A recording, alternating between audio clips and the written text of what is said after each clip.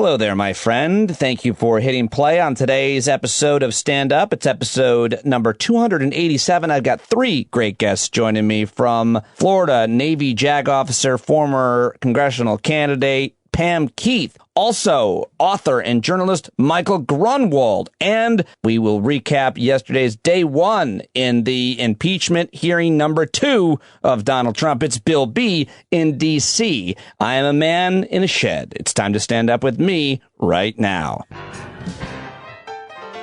Well, hello, my friends. Coming at you from my backyard, standing in the shed. Very excited to have you joining me, listening to today's episode of the podcast. So much to talk about, as there is every day. I've got three great guests joining me to cover it all. Trump's impeachment trial kicked off in the Senate with House Democrats playing this crazy, amazing, well-done video montage of former President Trump whipping up the crowd of supporters. It was the first day of the proceeding devoted to a debate over the constitutionality of the House prosecuting a president who has already left office. Of course, pretty much every legal scholar across the political spectrum says, yeah, that's a thing you can definitely do. The Constitution affords for that, so they may never run again for office. The Senate did vote 56-44 that Trump's impeachment trial was, in fact, constitutional. And the office, in a related story of Georgia's Secretary of State, launched an investigation into Trump's attempts to overturn that state's election results. And one more story quickly. The Biden administration began sending doses of COVID-19 vaccines to community health centers next week. And good news on vaccinations across the country. And speaking of which, I was bad news. Speaking of some bad news, I was thinking today that we hadn't suffered as many of these terrifying, attention-grabbing mass shootings because we don't form masses that much these days. And then I hear what happened in Buffalo, Minnesota on Tuesday, where at least 5 people were hospitalized after a shooting at a medical clinic in Minnesota. Also, explosives were found at the scene. So that was horrifying to hear. And speaking of which, explosives, did we ever find the pipe bomber of the RNC and the DNC? Is that still happening? Is that still a thing? On yesterday's show, I asked you how long the ideal episode of this podcast is for you, and I got a lot of great feedback, and I just wanted to mention some of it real quick. Rod, who is an over-the-road trucker, emailed me and said, please don't shorten the show intentionally. I listen to everyone all the way through. Admittedly, I have a lot of time to listen, and I appreciate that, Rod, very much. Kim in Iowa said, Pete, size doesn't matter. I will listen start to finish if it's an hour, 2, or 3. Thank you, Kim. You're the best. Dan Lee said, I believe the podcast length should be based on the material you have. Less than an hour is too short. More than 2 hours might be pushing it. So if you happen to have a good, interesting material that can fill up 2 hours, then great. If you're just trying to fill up 2 hours just for consistency's sake, then it becomes a bit lengthy. So somewhere between 1 hour and 2 hours is your sweet spot relative to the quality of the conversations. And then he went on to say, by the way, I've stuck 99.9% of your shows throughout your whole career because it's usually interesting. So continue to trust your internal clock. Thank you very much, Dan Leaf. You're the best out there in Southern Cal, way Southern Cal. And one more. Dustin emailed me. My boy Dustin B. out in California said, I'm always happy when I wake up. I start to get in the shower and see that this show is more than an hour. Dustin, I'm glad that you listen to the show as you're about to get in the shower. And he said, you know what? About half an hour ago, Pete, I was thinking I wanted to say, I just love your fucking show. Thank you, Dustin. That made my day. Keep the feedback coming. I always want to know what you think, how to make the show better, and in every possible way. standupwithpete@gmail.com and subscribe now. Become a paying subscriber to the stand-up community. Get access to our weekly hangouts and the Discord platform and much, much more. A whole bunch of over 800 amazing people who have signed up because this podcast is free, but it's not cheap. A lot of work goes into it every single day. So we're here. I'm here every day in the shed doing the show, talking to the smartest people I can find about the most important issues that affect you, your family, your community, your state, your country, the planet, your anxiety, your fears, all of it. We're talking about all of it and lots to get to on today's show. So let's do it now. It's time for The Last 24. You know, I thought I would just play the entire speech that Jamie Raskin closed with yesterday because I thought it was that good. And I think this was such an important moment yesterday. So many people were talking about this guy. Jamie Raskin, of course, from Maryland, he delivered part of the House's opening statements and made a striking point that lawmakers themselves are witnesses. And as Democrats' lead impeachment manager, he's also a former con law professor himself. So he previewed the House's arguments for the constitutionality of the trial yesterday, and some other great Democrats did as well. And it's all about the former president's conviction on a single charge of incitement of insurrection. But Raskin had great opening arguments. He bookended the video with this very evocative appeal. Vox.com says Raskin started Tuesday's debate period with a video displaying the events of January 6th through the point of view of Trump, the rioters, and members of Congress. He closed their opening remarks by sharing his experience of the insurrection, describing the chaos and fear running through the House. Now, this clip runs about 8 minutes, so it'll be done about 14 minutes into the podcast. If you want to skip ahead about 8 minutes. Otherwise, if you haven't heard this, I highly recommend listening to Congressman Jamie Raskin, who, well, he leaves it all on the field. Distinguished members of the Senate, my youngest daughter, Tabitha, was there with me on Wednesday, January 6th. It was the day after we buried her brother, our son, Tommy, the saddest day of our lives. Also, there was my son-in-law, Hank, who's married to our oldest daughter, Hannah, and I consider him a son, too, even though he eloped with my daughter and didn't tell us what they were going to do. But it was in the middle of COVID-19. But the reason they came with me that Wednesday, January 6th, was because they wanted to be together with me in the middle of a devastating week for our family. And I told them I had to go back to work because we were counting electoral votes that day on January 6th. It was our constitutional duty. And I invited them instead to come with me to witness this historic event, the peaceful transfer of power in America. And they said they heard that President Trump was calling on his followers to come to Washington to protest, and they asked me directly, would it be safe? Would it be safe? And I told them, of course it should be safe. This is the Capitol. Steny Hoyer, our majority leader, had kindly offered me the use of his office on the House floor because I was one of the managers that day and we were going through our grief. So Tabitha and Hank were with me in Steny's office as colleagues dropped by to console us about the loss of our middle child, Tommy, our beloved Tommy. Mr. Neguse and Mr. Cicilline actually came to see me that day. Dozens of members, lots of Republicans, lots of Democrats came to see me. And I felt a sense of being lifted up from the agony. And I won't forget their tenderness. And through the tears, I was working on a speech for the floor when we would all be together in joint session. And I wanted to focus on unity when we met in the House.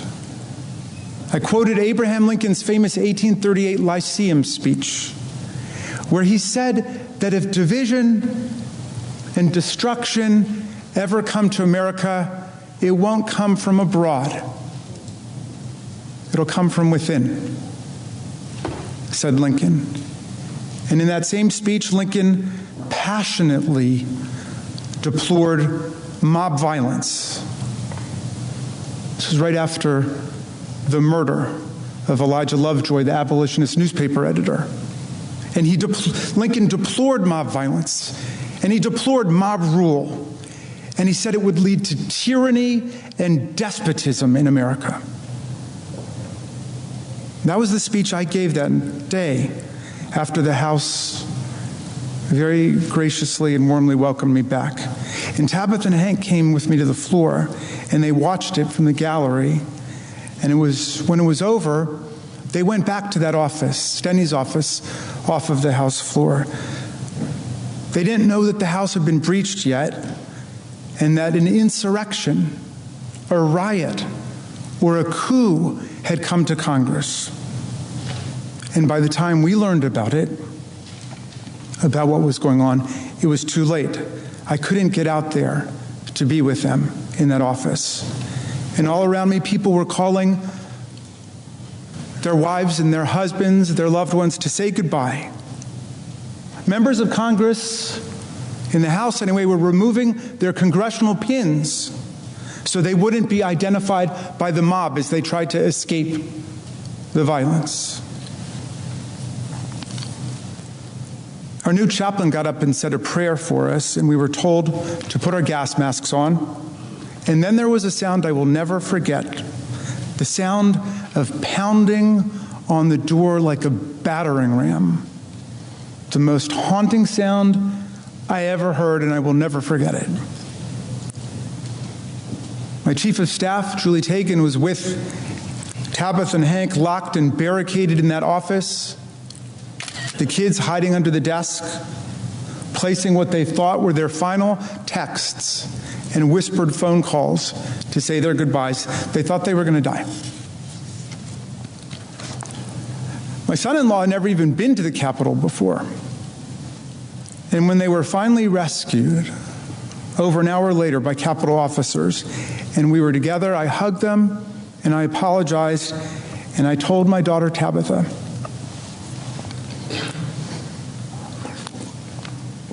who's 24 and a brilliant algebra teacher in Teach for America. Now, I told her how sorry I was, and I promised her that it would not be like this again the next time she came back to the Capitol with me. And you know what she said? She said, "Dad, I don't want to come back to the Capitol again."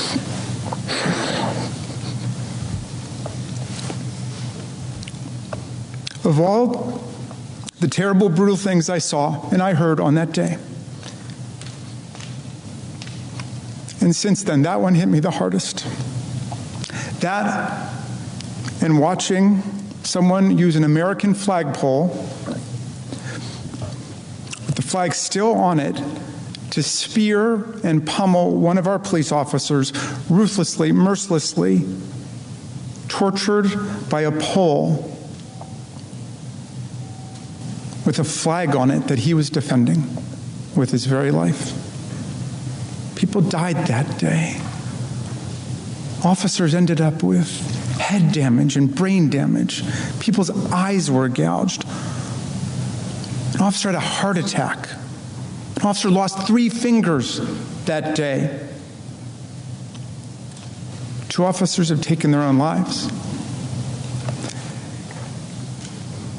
Senators, this cannot be our future. This cannot be the future of America. We cannot have presidents inciting and mobilizing mob violence against our government and our institutions because they refuse to accept the will of the people under the Constitution of the United States. Much less can we create a new January exception in our precious, beloved Constitution that prior generations have died for and fought for, so that corrupt presidents have several weeks to get away with whatever it is they want to do. History does not support a January exception in any way, so why would we invent one for the future? There you have it, Jamie Raskin, the whole closing remarks there from him. And it was roundly supported by his colleagues and pundits and everybody obviously Very moved by what Jamie Raskin said on the House floor yesterday. You know who wasn't moving? Trump's lawyer, though. This guy, Bruce Castor. Oh, he was just absolutely horrendous. The internet was going wild. I was out walking the dog, and I wasn't paying attention, and I just saw everybody talking about this fool who was meandering and wasn't talking about the issue and was sipping water almost in a problematic way. And did not do a good job at all, apparently, by anybody's account, including people like Hannity and Laura Ingraham, who were criticizing him. But at least Bruce Castor admitted that Trump lost the election fair and square. Here's that. The reason that I am having trouble with the argument is the American people just spoke. And they just changed administrations. So in the light most favorable to my colleagues on the other side of the aisle here, their system works. The people are smart enough, in the light most favorable to them, they're smart enough to pick a new administration if they don't like the old one. And they just did. Whoa. And he's down there at Pennsylvania Avenue now, probably wondering, how come none of my stuff is happening up at the Capitol? I don't think you know what Joe Biden's thinking at all. But apparently Trump was none too happy with this. Here is CNN's Caitlin Collins on that. Not think that was a strong opening argument, and then to have the first attorney admit that he believed the House impeachment managers did a good job also was confusing to a lot of people on the president's team. But yes, Trump was not happy with that performance. He was borderline screaming over what was going on as he was talking to people about this. All right, and here's that clip of Hannity and Laura Ingraham on Fox News last night. I'm glad you pressed the Trump lawyer on the first lawyer who presented the case. A little meandering, a little free associative. Let's just say, go ahead. It was terrible. I'm sorry. Extemporaneous. You're way too charitable. If you hired that guy in the case that you were paying the bills on, it would have been like, I'm sure you're a nice person, but enough praise toward the Democrats. I was a little nervous in the beginning. Oh my God. Oh boy.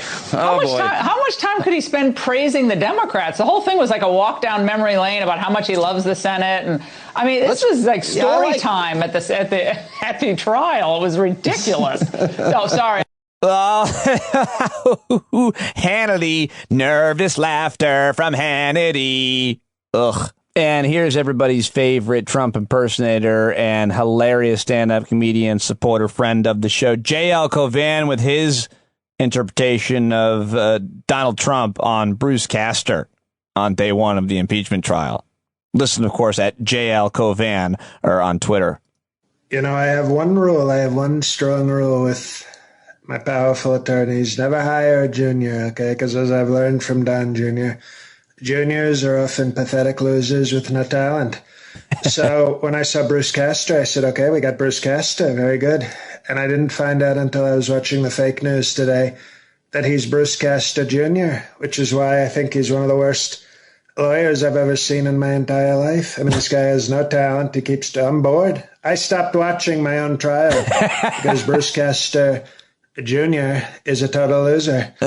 And, you know, I wanted to stick with my great attorneys of Rudy Giuliani, you know, who worked so hard he has diarrhea falling down his forehead, and the great Sidney Powell, who right now is arguing my case in front of a TV that's playing People's Court, so she's a talent.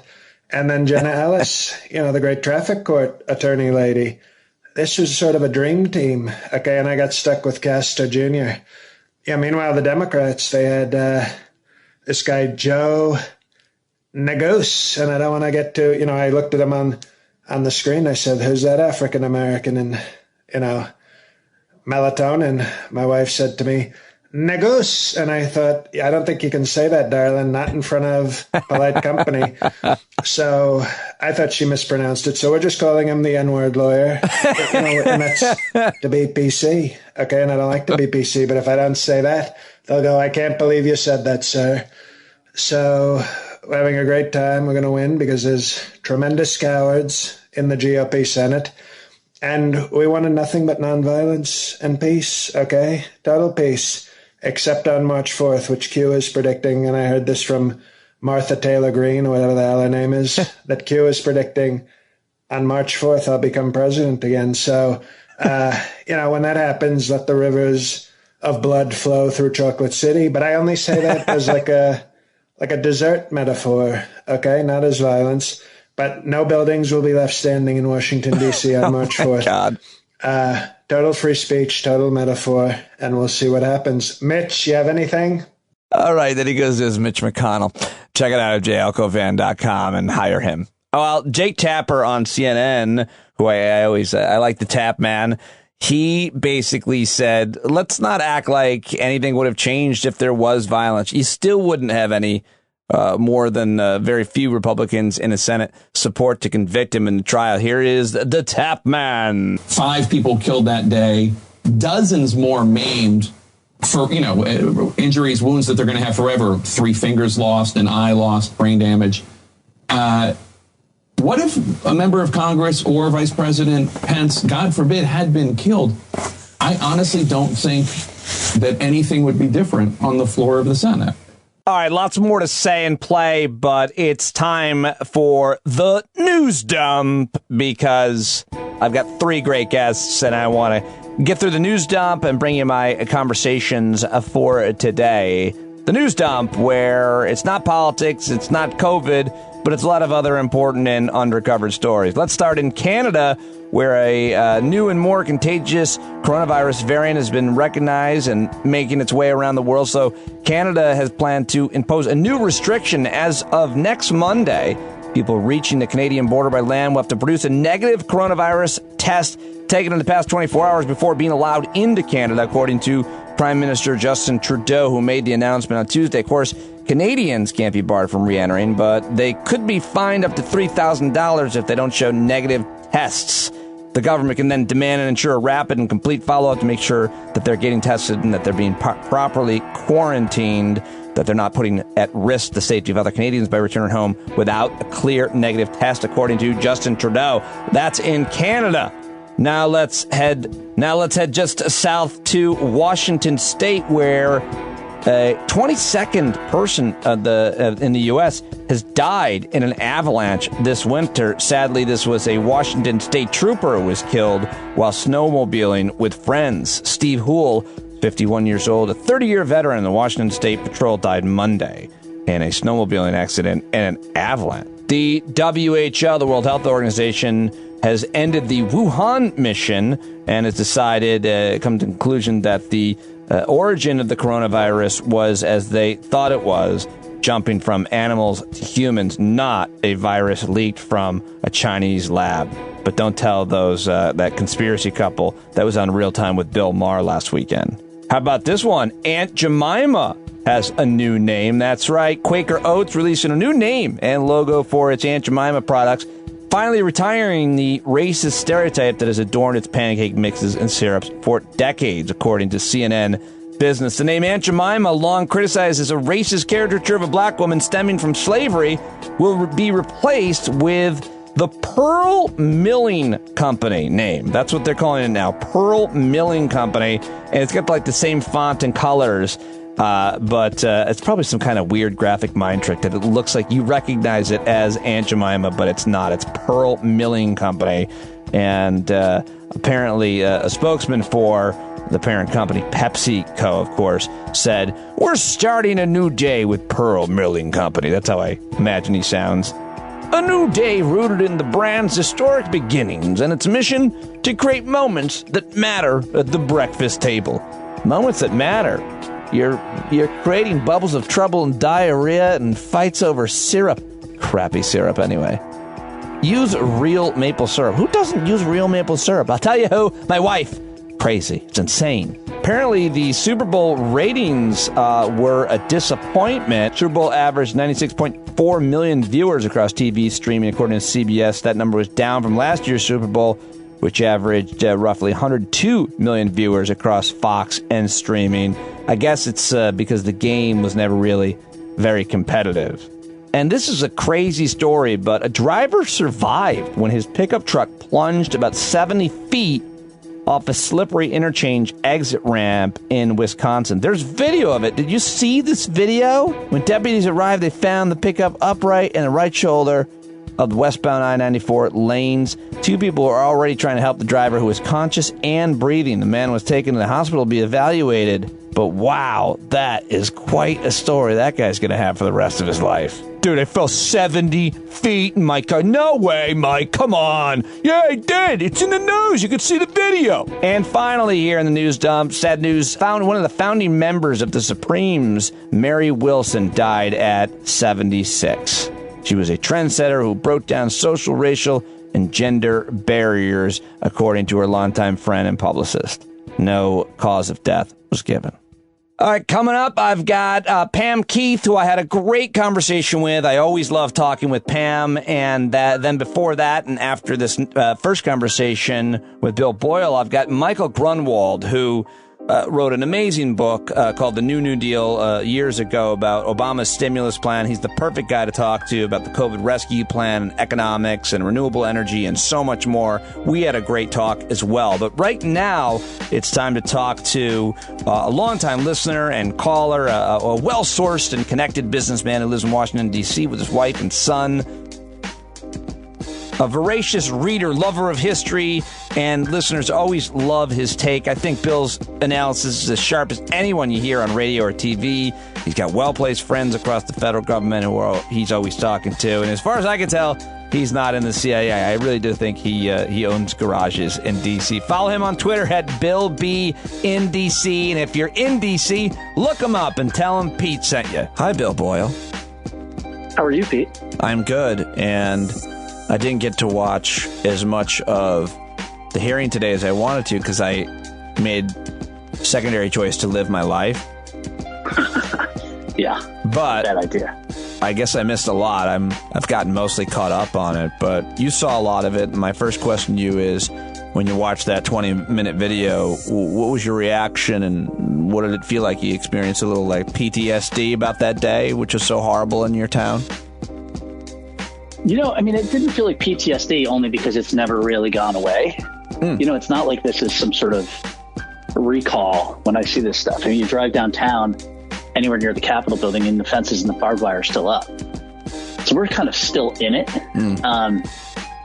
But it definitely, that video had some things I had not seen before. And it was pretty astonishing the way they put together that the 13-minute video, obviously, I'm talking about, that they played today. It really linked Trump's statements and his directions to what happened in the Capitol building, I think, in an extremely effective way. Extremely effective.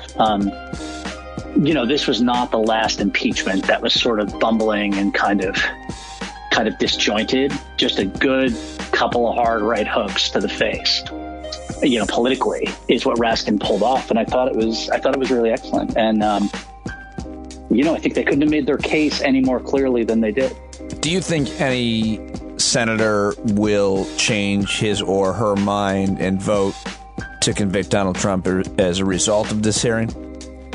No, but I say no with a caveat, because they've already played their hand by, you know, and 45 or 44 of them voted voted to say that it was not constitutional to even have this case, which is ridiculous on its face. I mean, McConnell forced the impeachment trial to happen after Trump was out of office. And then he said, oh, no, now it's unconstitutional to do it. It's absurd on its face. It's obviously just, you know, window dressing. They just don't want to do this. And they're petrified of doing it. And they're petrified of their base. Now, Mitch McConnell refused to hold impeachment trial while Trump was in office, and just voted that impeachment is unconstitutional since Trump no longer is in office. That's right. And that case is so absurd and stupid that Trump's own lawyers didn't even really try to make that case to him. The case that this was not constitutional because he was no longer in office. Yeah, I mean, they started out with some sort of thing about, you know, why is everybody talking about British common law? I mean, Pete, I'm not a lawyer, and I know that American law is based on British common law. You know, the guys who wrote the Constitution were writing in the milieu of British law. They weren't writing it on French or Spanish law. They were Brits. So it was just this weird thing where they weren't even really addressing the question at hand today. And I think there's a reason for that, which is it's an absurd argument to make, right? I mean, Trump could have literally, quote unquote, shot somebody on Fifth Avenue on January 19th, and they would say, oh, you can't impeach him for that on January 21st. It's ridiculous. And so I don't know. Watching it today, I almost felt bad for Trump's attorneys, because what are they really going to say, right? The argument is absurd. It was a silly argument, and really they're just there. They're there for a political purpose entirely, but these are a couple of like actual attorneys, and they're not. Well, their backgrounds, they're not Dershowitz. Right, their backgrounds and their history of who they defended. But this is also like the second round of attorneys, and I think it's interesting because he already had another set of attorneys, but they quit because apparently they told him, we're not going to carry out your big lie that you won the election. And in fact, today, one of the attorneys, Castor, admitted that the voters removed Donald Trump from office. He said that, and I don't know, he almost caught himself admitting that out loud. But yeah, they did a lot of really weird things. I mean, they sort of seemed to almost be attempting to threaten Sass in some really backhand or cack-handed way. Yeah, Senator Ben said. Toomey in this weird way as well. Like, my personal belief is that Trump wanted them to go in there to argue that the election was fraudulent, and they probably were given those instructions. That was probably half of what they were going to say. And then they got there and watched Raskin speak and realized they would never get a client again in their life outside of Wingnut World if they did that, because they clearly threw out whatever they were planning to do before they spoke. I mean, the one guy, he's reading a Wordsworth poem and starts crying. And it was just this weird, like, none of it made any sense. There was no argument. It was a very strange thing. And you know, they kind of did. I was joking about this on Twitter. They did that thing where they would have been better off if they had just said, you know, you're goddamn right, he ordered the code red. Yeah. Right? Yeah. They would have been better off doing that. And this gets to something that I think is really interesting. What they did today was almost insulting to all these Republican senators. And it was certainly insulting to any American who thought that they should defend Trump against this. Right? They're not even really they're not saying, they're not owning it, but they're not making any attempt to argue they didn't do it. And so it's a really it's a weird situation in that Trump might actually manage to hurt himself in a situation where he didn't necessarily need to hurt himself. And what I'm saying is that he needs to go after this and have some sort of revived political career, which in bald terms means that he has to be a credible 2024 POTUS, candidate, and or he has to be able to seriously damage Republicans who oppose him. I think that if you do this so badly, which it seems like they're about to do it or have started to do it, the Republicans who vote against them, it'll be like you were one of the guys who voted for the Dred Scott decision. Back in the day. I mean, you're just going to look like a world-class fool who did a terrible thing that hurt the country. All these senators now facing that. He's not giving them enough that they can feel like they can later say, okay, I was justified in doing that.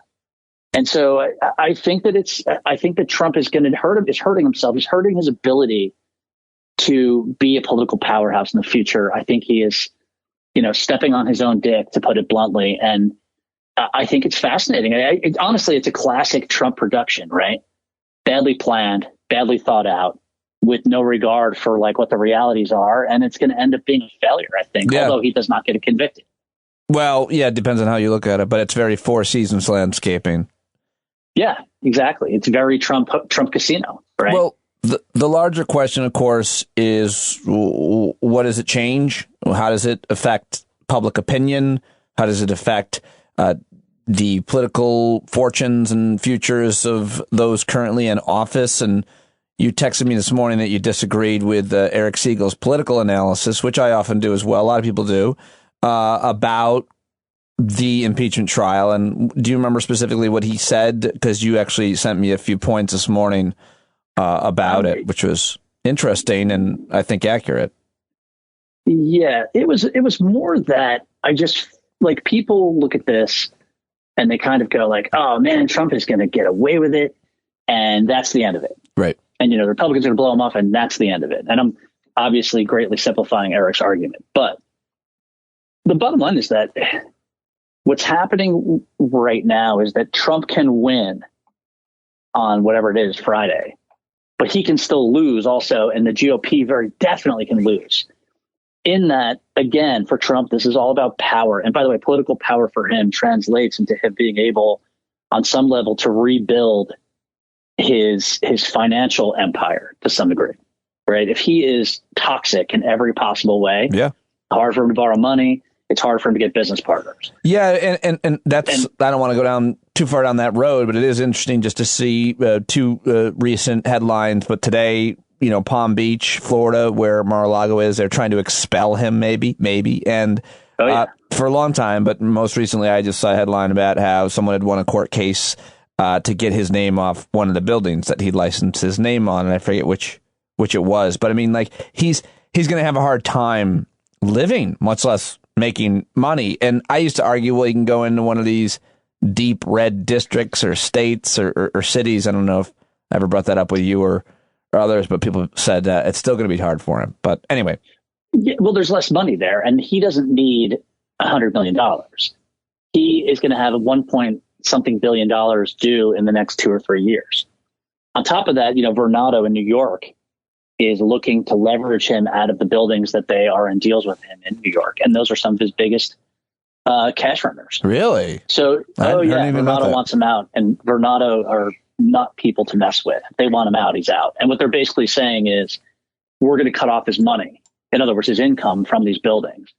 The argument would be that Trump, because of his behavior, has materially hurt the value of those investments.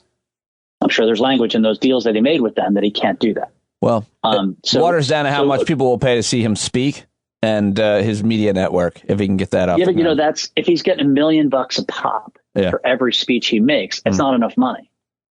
So he needs partners. It's also a lot of work. Like, I can relate to that, like speaking engagements.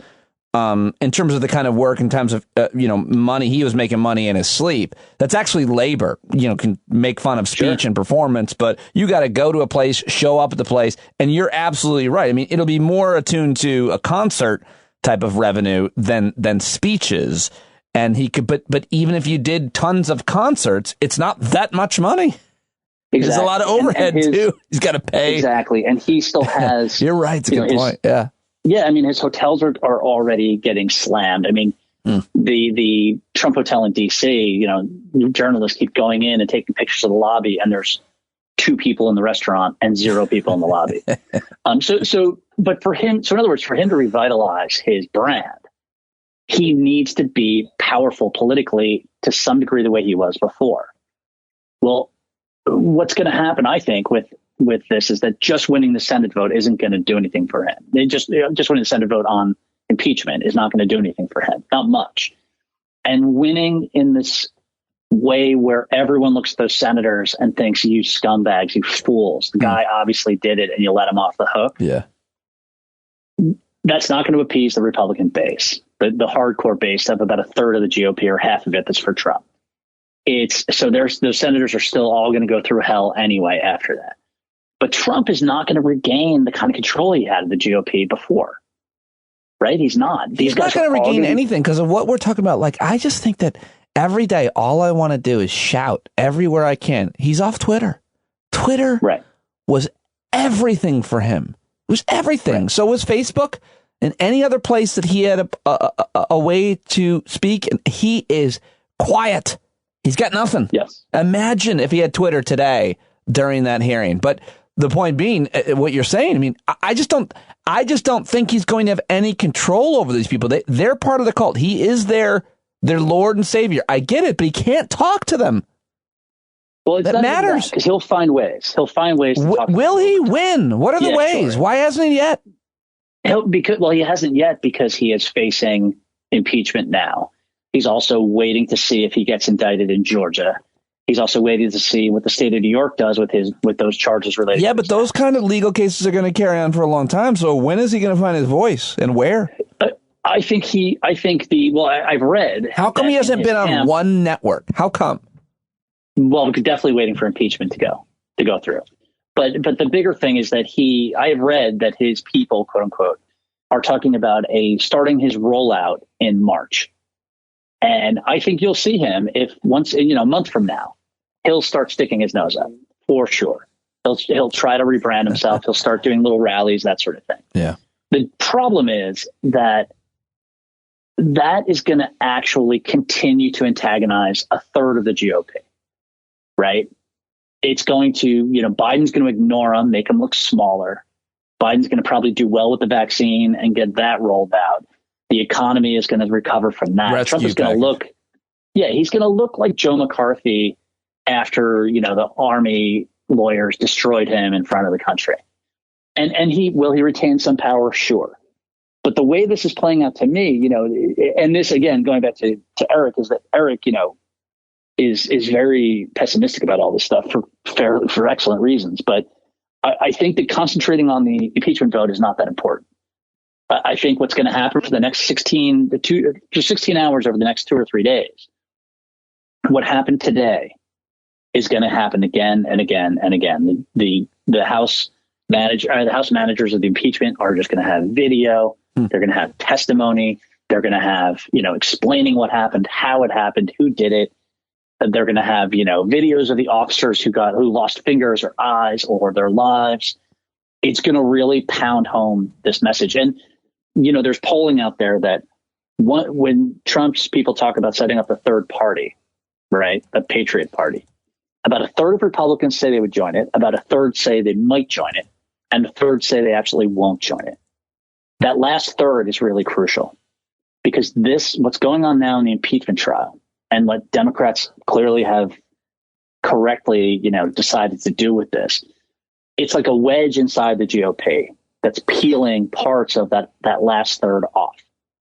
And that's the game. The game is not, people talk about, oh my God, Trump has support of, 40% of the country or something, but that means he's already lost at 40%. They've already lost a good chunk of the GOP. If he goes and tries to start another party, or if they just continue to conduct themselves the way they're conducting themselves now, that 30% of the GOP that wouldn't join Trump's party, parts of that continue to calve off to either being independents or being Democrats. And parts of the independents that are now, are liberal independents, they more overtly join the Democratic Party. Yeah, no, I think that is what we're in right now is like a phase change where the Trump sort of world had enough oomph to win elections. But, look at what's happened since 2016. It's not accidental that the GOP first lost the House, then lost the presidency, then lost the Senate. Those things they're not happening in a vacuum. They're happening because Trumpism is driving people away from the GOP. And sort of a damaged Trump after the impeachment trial is just going to continue that process. Hard to see. That sounds like great analysis to me. I see it happening the way that you just laid it out. I think that's great. How much this is going to go through Sunday, it looks like now, the impeachment hearings. Yes, I believe so. I think they're going to take off Saturday or Friday. So, right. So lots more to come this week then. Yeah, I think you're going to see really compelling testimony. And by the way, it's all over the media, like everywhere you go, outside of even some of it's on Fox. If you're not on OAN or Newsmax, none of this is happening. But, the average person, what is it? I read somewhere it's great. Like the highest rating Fox show got like 6 or 7 million viewers on a weekend night or on a Tuesday night. Mm-hmm. Whereas like CBS News, just CBS World News, was getting like 60 million. And that's where people talk about cable and internet and everything else. But your average sort of lunch pail American actually sits down and watches the news at night, the broadcast news. And watch CBS and ABC and NBC. They're just regular news. It's just devastating for these guys. Tonight was all about, I watched one of them, and it was all about Raskin and Raskin's, tearfully talking about his kid, and then clips of the videos of these people screaming at the police. And that's where the rubber hits the road when it comes to like mass, opinion changes. And I think that's what we're facing right now. I think that, and again, by the way, none of this is a straight road, right? Democrats will have ups and downs, but overall, I'd rather be us than them. Well, yeah, for sure. But the final point is the rest of this week and what we saw today is going to be so interesting and fascinating and sorry to say it, but entertaining, because this is not a phone call to Ukraine to pressure, a foreign president, an ally, into investigating Joe Biden, where it's talked about even. This is a fucking slickly produced video today. I mean, and more importantly, everybody knows what happened. The whole world watched the reality show president culminate in the insurrection on the Capitol. They could play those videos all week. And you know what? It will be entertaining. People will watch. It's not boring. And that matters. Matters a great deal. Yeah, no, agreed. And again, it's not complicated. Right? Trump said attack the Congress, and people attacked the Congress. It's not complicated at all. I think they included this in there, but this was a concert promotion or a poorly planned military op. Whatever it is, it was planned. It was promoted publicly by Alex Jones, by the Publix heiress, grocery store heiress, by many on the right. It was a concert. January 6th, CNDC, Trump's going to be there. Don Jr. is going to be there. Rudy, Don Bongino. Bring your Confederate flag. See you there. And then we're going to go, quote, stop the steal. That was a branded promotion. It was on the posters. It was stop the steal. And they went and they try to stop it. And in that video today, you saw them looking through the papers and the congressman's actual desks. There's got to be something in here. There's got to be. They did it. They promoted it. They planned it. They followed through with it. And now they're all going to be prosecuted. Well, here's an interesting thing that. All of them except the guy who planned it. Well, we'll see. But there's a great thing. It was a TikTok, I believe in the Washington Post. But it was basically talking about the planning of the event on the Ellipse, which Trump promoted, saying, like, come to D.C. January 6th. We're going to make history. Yeah, right? Yeah. And here's the interesting thing. Most of the people who set that up were people who had worked on the Trump campaign.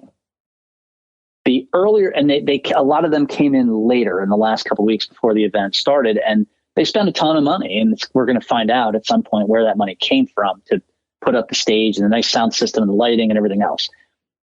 But one of the folks who started out planning it on the early end kind of got ousted before it began, a couple weeks before it began. And he said it was a surprise to him but right before he got ousted, I should say, that suddenly they added a march to Congress as part of the program. So the people was in the program. It was part of the planning. And then this is when we're going to have the march to Capitol Hill. And so this was not a thing that, they were talking about, at least explicitly, at first, but as it picked up steam and as Trump was going on, they're saying, saying things like, March 6th, that's when you got to come to Washington and we're going to, do what we're going to do. I mean, it was all this oblique, sort of semi-oblique setup to pressure Congress. Now, as I've told you before, I don't think Trump imagined they were going to get into that building. I think what he thought was going to happen was that they were going to be pounding on the windows and screaming, and they could coerce Congress into doing something different than it was going to do. I don't think anyone was, thought. And by the way, I think that if Trump had imagined that they could break into the Congress as easily as they did, God knows what he would have tried to do. But, even within the crowd that was there, certainly the Proud Boys that were in that crowd had a plan. The Oath Keepers in that crowd had a plan. So you had a sort of larger inchoate crowd, but in there you had groups that were much more organized than everyone else. And, the Proud Boys guys, I mean, who was it that was talking to people in the White House while it was happening, and kind of telling them, one of our demands is to stay in the building all night. Well, that was reported on the day when it happened. I don't know about that, and we're going to find out a whole hell of a lot more now. But I do think it hasn't quite been put this way, and it should be put this way more. The President of the United States promoted a march on the Capitol of the United States. Yes.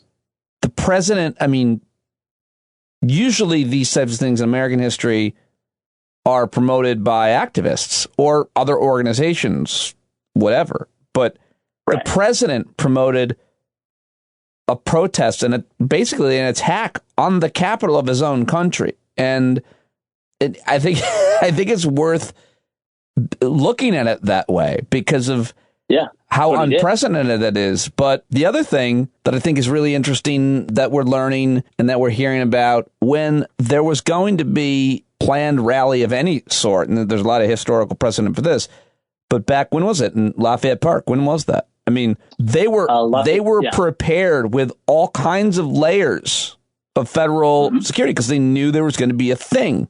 What is the answer to the question, why was the federal government not prepared, caught flat-footed, when everybody knew that there was going to be this big rally, and it didn't take any smart people to know that that could lead to something?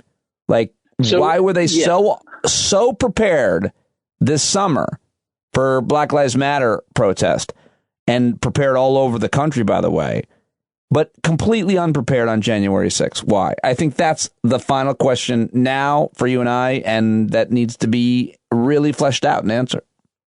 Sure. So I've done a lot of reading on that and, really followed it. And I think that a couple of things happened. I think culture was the number one problem. These guys in the Capitol Police who are, they're basically glorified security guards, some of them. And, they do this thing where all of them have to work the doors. They don't specialize them. So everyone has to turn over and spend time basically checking bags.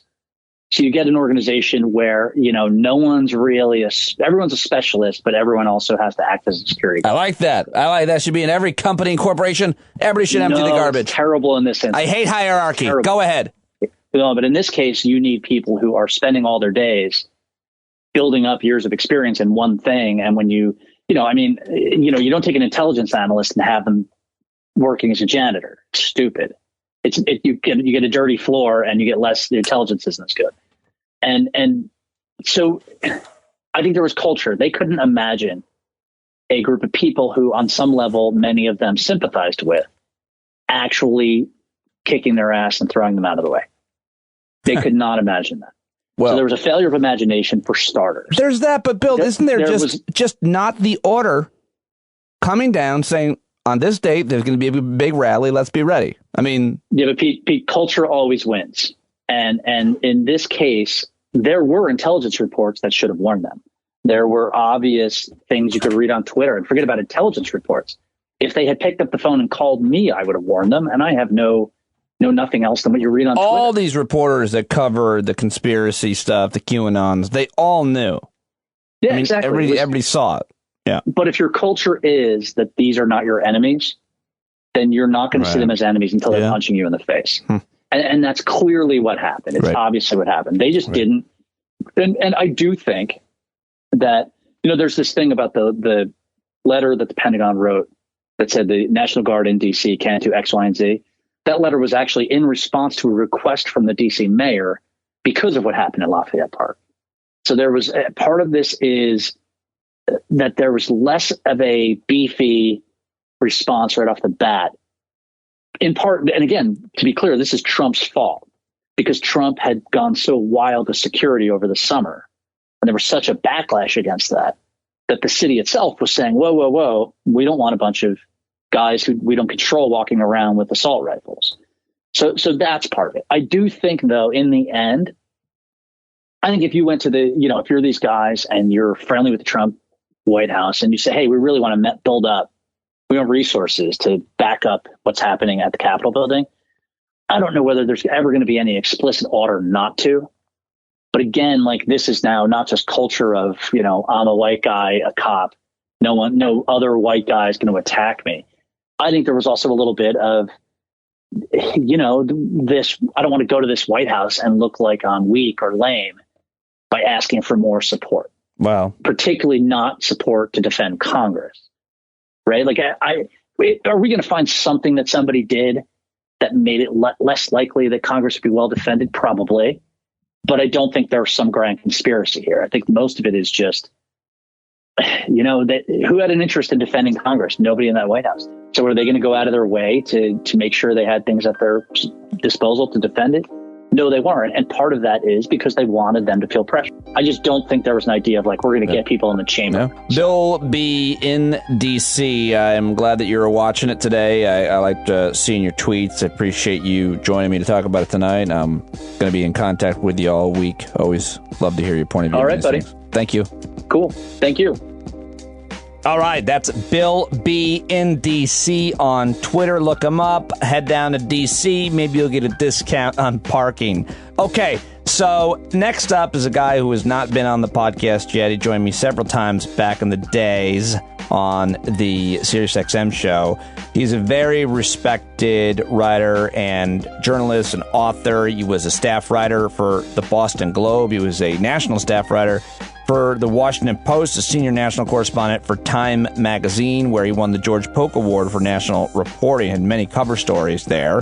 He's won a lot of awards for investigative reporting and all the journalism honors. He's just great. Really smart guy. So glad that we got to have this conversation. He's the author of the best-selling The New Deal, The Hidden Story of the Change and the Obama Era, and The Swamp, The Everglades, Florida, and the Politics of Paradise. He's now at Politico Magazine. He's on Twitter at Mike Grunwald, Grunwald. And I just love this conversation. I think you will as well. Here we go.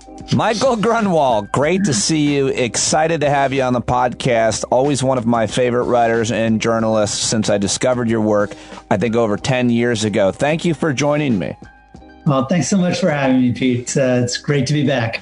All right. So I wanted to talk with you about economics, obviously, and compare what happened in 2008 and what is happening now in terms of what the catalysts were, how deep it was, and then, of course, what the solutions offered have been. But can you take us back to the economic crisis of 2008 that you wrote an amazing book about the recovery from?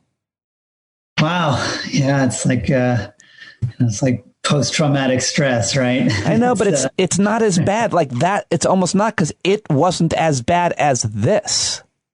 Well, it was different, that's for sure, yeah. Right? I mean, one thing that was worse was that the Great Recession, the financial crisis, that was a real economic crisis. It was caused because the economy was all messed up. The financial system exploded. We sort of had this financial earthquake, and sort of as we were doing the stimulus, sort of the economic tsunami was just kind of hitting the shore. And it was a real economic problem. While right now we have this public health problem, and it's horrific, and it's insane that we haven't been able to fix it. But it's not like there was some deep underlying problem with the economy, at least that the stimulus is trying to fix, right? I mean, the stimulus is trying to fix the fact that the economy fell apart because we had this massive virus and nobody could go outside. So in that sense, while the output gap and the job losses were much bigger, it was always pretty clear that, to fix the economic problem of the coronavirus, you just had to fix the coronavirus. Unfortunately, we spent $4 trillion under President Trump, and we didn't fix the virus. So here we are. Well done. Very well done. The crisis of 2008 was responded to by a giant stimulus plan, the Recovery and Reinvestment Plan, which you wrote an amazing book about how it was implemented, why it was needed, and so on. But what was the conversation back then? Because the argument I recall was that Republicans didn't want to do anything but tax cuts, and Democrats saw, and economists overwhelmingly saw, a desperate need for government stimulus in all kinds of ways. But that was a different argument than what we're seeing now, I feel like. What was it then? Well, I think one thing I wrote a lot about the Republican Party in my book, where I had a lot of some of the first reporting about how, meetings with Eric Cantor before Obama even took office, and with Senator McConnell talking to his caucus again before Obama even took office, were there from the beginning. They said, we are in the wilderness, and the way we're going to get back is no. So it wasn't really like they suddenly forgot that stimulus works. It was that they just didn't want to be a part of it. And they knew that, the economy was going to be really bad for a really long time. And they were happy to let Obama own that. And I think you've seen certainly a kind of similar situation where when Trump was president, it was great. Let's spend $4 trillion. And then the second Joe Biden do hereby swear at something like deficits are a disaster. Yeah. So I think, some of the arguments are really similar on the Republican side, which one real difference that I think hasn't gotten as much attention right now is that Democrats have been really united behind Biden. While under Obama, it's kind of like, some people said it was too big. Some people said it was too small. Why isn't there more infrastructure? Why isn't there more clean energy? Why isn't there more of my pet project? Right.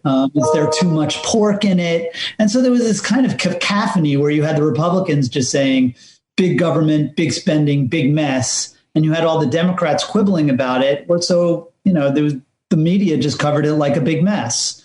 This time, you at least have it covered as a normal partisan food fight. When you look back at the Recovery and Reinvestment Act, or referred to as a stimulus plan, it was obviously politically very unpopular and remains so. But you're the guy who wrote the history book on it. So how should history look at what happened in the American economy as a result of that over $800 billion? Including a third of which was taxed. As you say, it was spectacularly unpopular. With the right, the left, everybody, I remember my favorite statistic is that a year after the Recovery Act passed, the percentage of Americans who believed that it had created any jobs at all was lower than the percentage of Americans who believed Elvis was alive. So politically, it really couldn't have been less successful. Substantively, it was a fantastic success. By June 2009, 4 months after it passed, the economy was officially out of recession. And it really did jumpstart this, long, too slow, but very steady recovery that really, pretty much continued until the day the coronavirus showed up. It also, and the reason I called the book The New Deal, was that it wasn't just about jumpstarting the economy. It also included a bunch of down payments on President Obama's long-term kind of progressive agenda. The most important one was it had $90 billion for clean energy when we had been spending maybe $2 or $3 billion a year. Right. So it really kind of jump-started this clean energy revolution with solar and wind and electric vehicles and LED lighting. There were a bunch of other things like that. Some worked really well. It's created electronic medical records, the largest infrastructure investment since the interstate highways.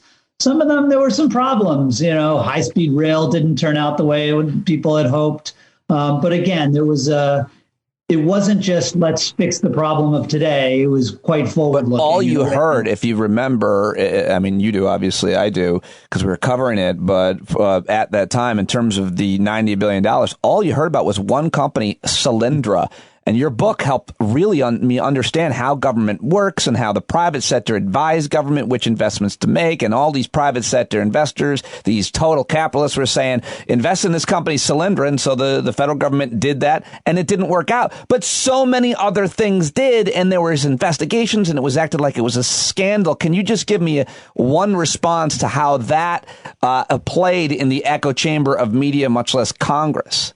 Yeah, I mean, it's a classic example of no good deed going unpunished, right? I mean, Solyndra, it makes my head want to explode. It really was this unbelievably innovative company that private investors had poured $1 billion into, and not just like, airy-fairy green investors. It was like, it was Richard Branson, but it was also like the Walmart family, the Waltons were big investors. And there was never any hint of political corruption involved in it. In fact, the Bush administration had chosen, had 120 applications for this new green energy loan program. And they had chosen Solyndra to be the first one, and they couldn't quite get it done before the administration changed. Then the stimulus really expanded the program. They picked Solyndra.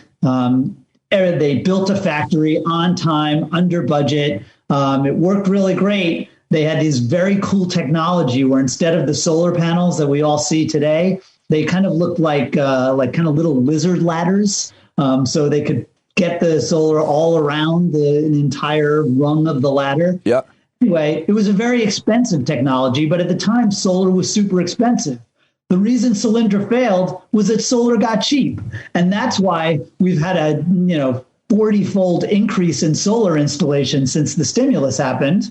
And part of the reason why solar got cheap, I think, again, I learned this from you, was about China's market and manipulation of their currency to take the bottom out of the solar industry so that the American solar panel creation industry couldn't compete with what China was doing, at least at the time. I feel like it was something like that.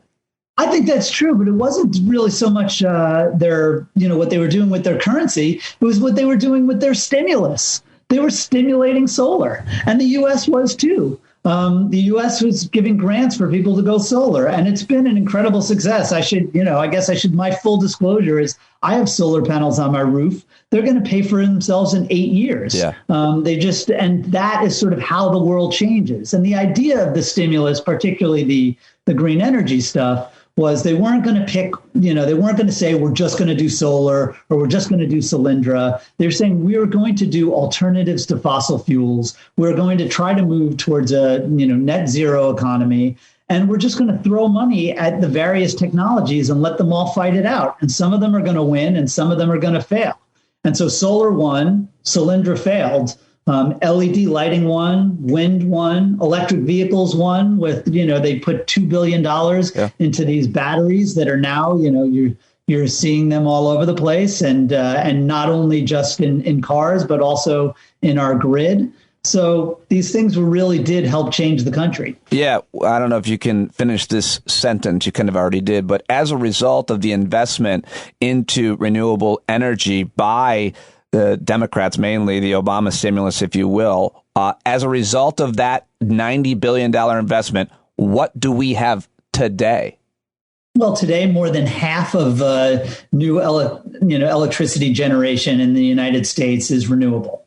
And there, at the time, there was no solar. There were a few wind turbines. Some of them were literally rusting in the fields because it just, there was no money to put them to actually put them up. So, basically, we have this chance to reduce emissions enough to meet some of our Paris goals, while in fact for our electricity goals, even after 4 years of Trump and after the Supreme Court striking down the Clean Power Plan to regulate carbon, we're going to make it for electricity because solar and wind have beaten coal. And that owes a lot to the stimulus. So I want to get to today and how government is trying to stimulate the economy as a result of this public health crisis. But I just want to talk in generalities about how it's worked in terms of the main complaint from Republicans and, quote, fiscal conservatives is about you can't just keep printing money, borrowing money. That bill is going to come due. Mike, have you changed at all what you think about debt and deficits and have economists change what they have thought about it? Because so many of these dire warnings, and maybe there's still time, but don't seem to have come true. And you've seen what Europe has done, what Asian countries have done, both with the public health emergency and with economic stimulus in general and debt and deficits. We know where it works. We know where it doesn't. What has changed, if anything, with this concern for you, economists, or anybody else? Well, I think for for me, for a lot of us, I mean, look, I mean, the inflation hawks have been sort of spectacularly wrong again and again, right? They've predicted like 10 of the last 0 recessions, right? It's the run on the dollar was always right around the corner, right? And it just never happened. Now, look, I think you have to say the Obama people, who I think get a bad rap, including even Larry Summers. There's this sense that, they were too timid. They were too obsessed with the deficit. I mean, really, they were in the deep end of the pool. They wanted to do as much as the political system would allow. But not as much as progressive economists from Krugman to Sachs to Stiglitz and the rest. You know, it's funny. There's a little bit of kind of rewriting of history there, too. Some of them, there was Jamie Galbraith was really out front. But, a lot of those economists signed a letter to Obama during the Obama transition saying that this is a horrible situation. We've never seen an economic disaster like this. We need a stimulus of $300 billion. And, which at the time was seen as really insanely aggressive. And so they did $800 billion. And now in retrospect, it's like, why wasn't it more? Well, look, you had half a dozen Democrats as well as the 3 Republicans in the Senate who said they weren't going to do a dime more than $800 billion. There was a real miscalculation that they thought they'd be able to go back and get more. They weren't able to do as much. I think that they got what was politically possible to get. I think that people miss. But they got what they could. And I think everybody now says, they wish, not everybody, but certainly in the Obama administration, they wish they had done more. Now, one thing the Obama people did do is they were very conscientious that, okay, we are going to spend big up front, but then we're going to worry about long-term fiscal sustainability. We can't let deficits go on forever, which was quite fiscally responsible at the time. And certainly I thought that was the right thing to do. And in retrospect, maybe it wasn't quite so necessary. It wasn't the limiting factor because Republicans took back the Congress in 2010 and immediately began clamoring for total austerity, which the Obama people never were. But I do think right now in the economic profession, there's a bit more recognition that, maybe there's more you can do before the economy starts to overheat, before you start to see inflation, if for no other reason that we really haven't seen inflation since you and I were teenagers. Yeah, right. Yeah. So it brings us up to where we're at today. And I think a lot of the similar arguments and obviously it's a different crisis and the impact is different. And it's affecting, I think, politically everybody, not just certain people in certain communities. I mean, everybody's getting hurt. If you're a successful bar owner, you're fucked in a lot of places. Or a gym owner, and so it's a fascinating economic crisis if it wasn't so horrifying. But just to be clear, in terms of what happened in 2008 and in terms of what's happening now, my big question is, and I think this Republican governor basically said it, Jim Justice from West Virginia, how much is too much? So what if we have too much? That's right. And in fairness, back in 2008, everybody loves to hate on Larry Summers. But he used to say, I always describe him as sort of a physical as well as intellectual heavyweight. And his line back in 2008 when people were saying, Larry, this is going to get too big. We're going to overheat the economy. He'd say when I go on a diet, I don't really worry that I'm going to become an anorexic. The risks are on the other side. And I think that was sort of the approach in 2008. And perhaps they should have taken even bigger risks. But I think that has been the feeling today, originally in a bipartisan way under Trump. Now, once there's a Democratic president, it's only Democrats saying it. But there really is a feeling that, interest rates are practically zero.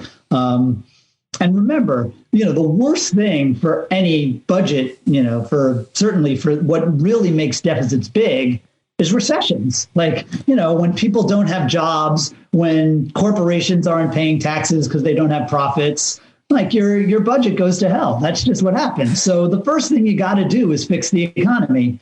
And right now, there really is at least an economic consensus that, you got to go big to do it. And $4 trillion wasn't enough because it didn't kill off the virus. So in some ways, we're back where we started. Hopefully, now that we've got a vaccine and, there's a lot of money in this to really get the vaccine out there. Once you get that under control, then you can start to deal with this output gap, getting people back to work and just getting money in people's pockets so they can spend it at the gym, at the grocery store. And so those people aren't losing their jobs. So, and by the way, I'll link to this piece. This is a piece you wrote for Politico Magazine back in August, but it still applies. I mean, that's kind of what I've been referring to for a lot of our conversation. What Obama's stimulus could teach Congress about big bailouts. How much of the Obama stimulus was really well targeted, and how, a little bit of the thought that goes into that, and what has changed, if anything, under the Trump administration with all the money that they put into the economy, and now with the adults back in charge who actually understand governing and aren't, just corrupt at their core. Well, in fairness, I think the Obama stimulus, 3/4 of it was extremely well, like it was textbook stimulus. It was giving money to poor people who are likely to spend it. Even the tax cuts that a lot of liberals like to complain about, really, it was mostly giving money to people who are likely to spend it disguised as tax cuts. And then 1/4 of it was the kind of stuff that you and I like about, green energy and trying to, preventing homelessness and trying to change the world through innovative transportation projects and things like that. The Trump stimulus, which, now Trump didn't really write it, but the CARES Act the vast majority of it was, it was good stimulus. Yeah. It was giving people money. It was giving businesses money to keep their employees. Not all of it not all of the money that went to the Fed got out the door, but that was basically the right idea too. It was basically just throwing money into the economy. And if you look at the economics, it did terrific. People had more disposable income than they did before the coronavirus. Yeah, because your kids weren't in sports and dance. That's a huge amount of money. Only speaking for the elites. Exactly. Speaking for the elites. Nobody's taking a vacation, right? Or vacations, or no, those are true. You were spending less money is a huge point. But of the bazillion things there are to criticize about Trump, and I think if he had been able to write the stimulus himself, it would have been a catastrophe.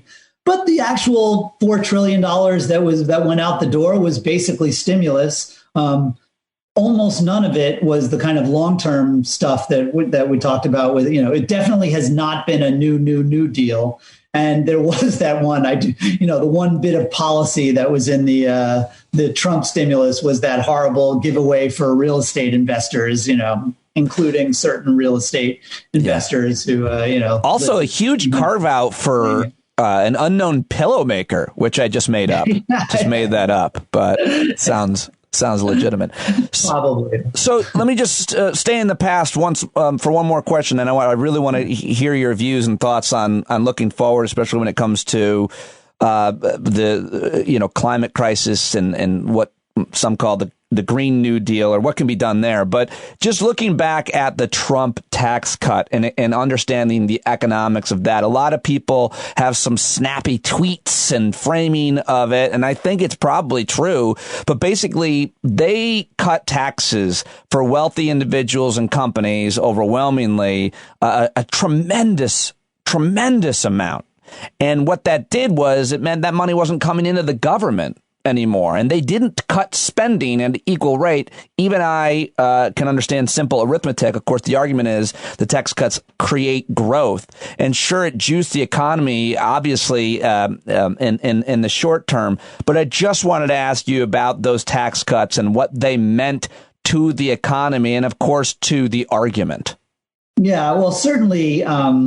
The whole point of Keynesian economics is that you're supposed to, when things are bad and the private sector kind of goes into hiding and, people need jobs and people need money, that's when the public sector can step in and pour money into the economy to kind of pick up the slack.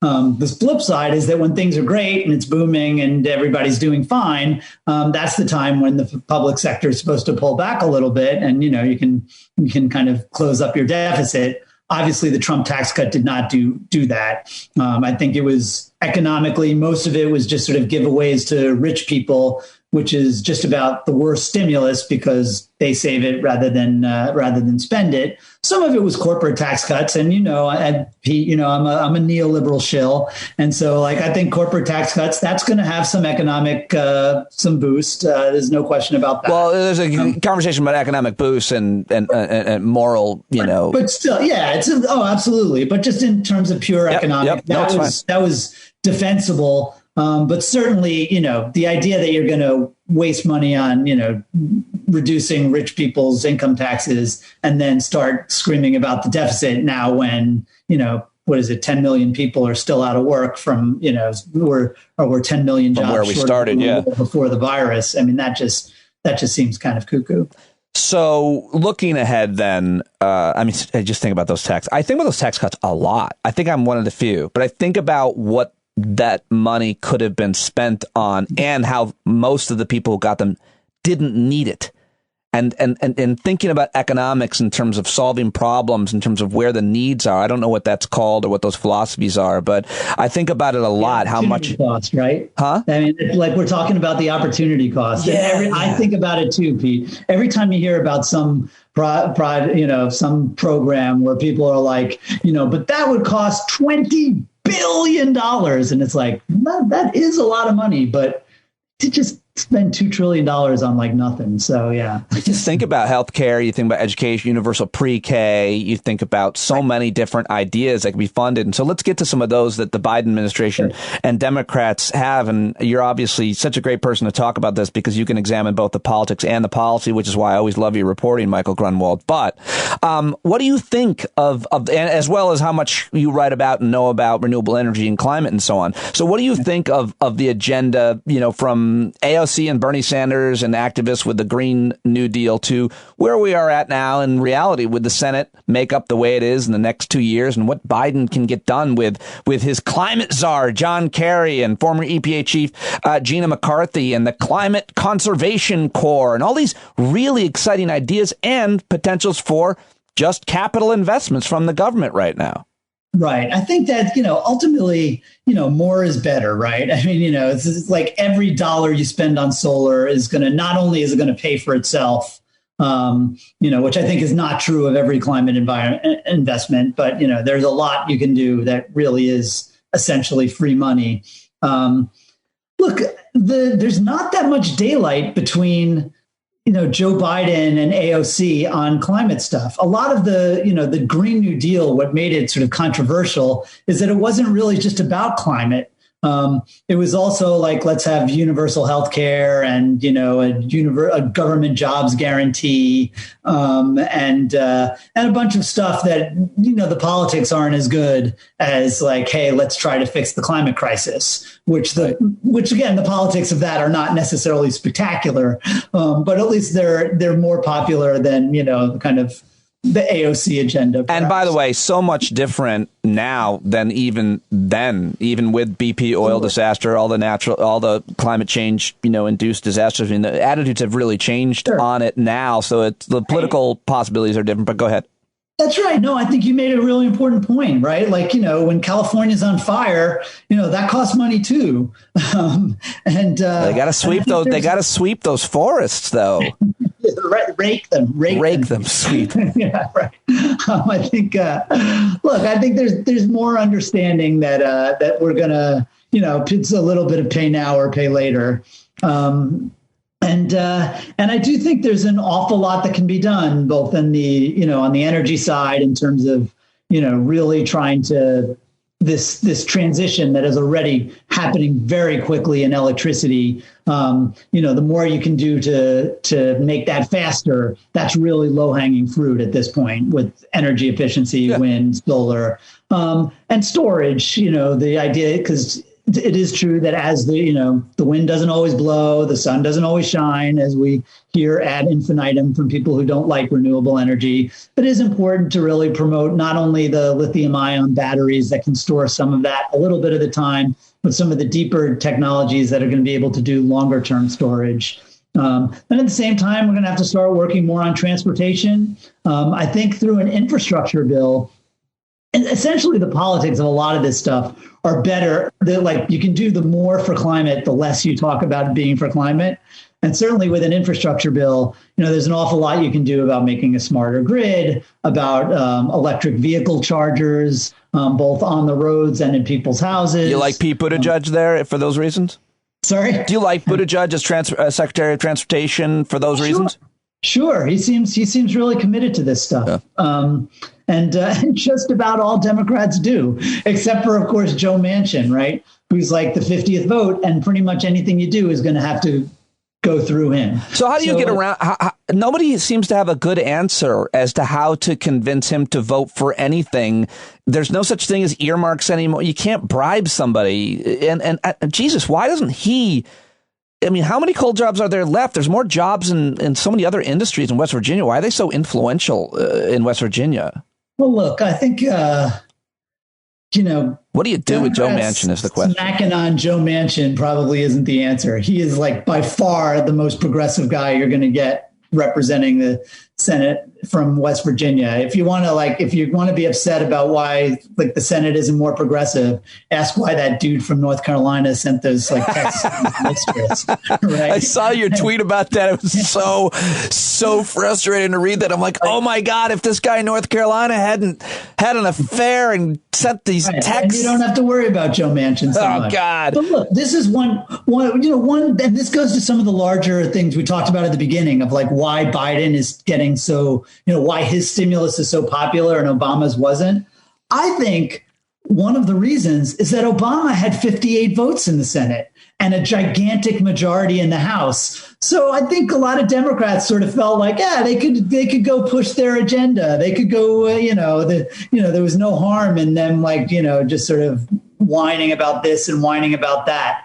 Well, now I think Democrats realize that they all have to be on board for Biden to succeed. And I think Joe Manchin recognizes that, too. He is going to be a limiting factor on what's going to be able to pass through Congress. There's no question about that. That's just reality. And so I think when you say, like, what should the Democrats do? Essentially, they should do anything Joe Manchin will let them do. But look, I think he wants to help.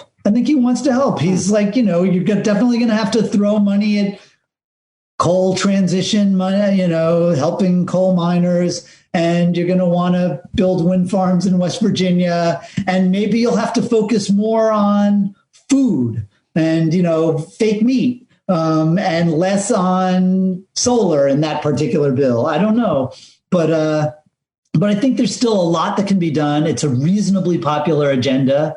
And as we've started to see, there's a lot he can do through executive power, too, in terms of, having, greening the government, leading abroad. It definitely beats the alternative where it was just like, how much bad shit is going to happen today? And is any of it stoppable? Can I ask you two more questions about your kind of political analysis? Do you have time? I know I've said 30 minutes, but okay, just what time for you, Pete? Thank you, Michael. What do the Democrats need to do or not do to make sure that they don't lose their razor thin majority in the Senate in the next 2 years? And my other question, if you want to answer it, or we can come back to it, is what is your analysis of the future of the Republican Party? And do they go QAnon or do they go Liz Cheney, which is hilarious that we're talking about that. So first, the Democrats, though. So again, and I'm the hammer to whom the whole world looks like a nail. So I'm thinking a lot about the lessons of the Obama era, since I did write a book about it. But and that's why I'm asking. One of them is one huge lesson is that the fortunes of the Democratic Party are going to rise and fall with the popularity of Joe Biden. A lot of Democrats thought, well, they could kind of triangulate themselves from Obama, like, support him, but not on this, not on that. And what it ended up doing was dragging down Obama's popularity and dragging them down. So none of the Democrats who distanced themselves from Obama on Obamacare or the stimulus, none of them got reelected. They all got wiped out. Now, they might have gotten wiped out anyway, but they wouldn't have, at least they've been less of a pain in the ass. Right. And I do think it did hurt Obama to have this constant quibbling, from the left and the right. I do think that's going to be really important for Democrats to sort of stay united. That's something that Republicans have learned. When the Republicans are in power, they do march in lockstep. It's easier for them, though. It's so much easier for them to stay in one lane because they're all the fucking same. They all think the same shit for the same people. Well, they've gotten rid of their moderates, right? They've, they're all their moderates have lost. And honestly, the Democrats, a lot of certainly the more conservative Democrats, they got wiped out in 2010 and 2014.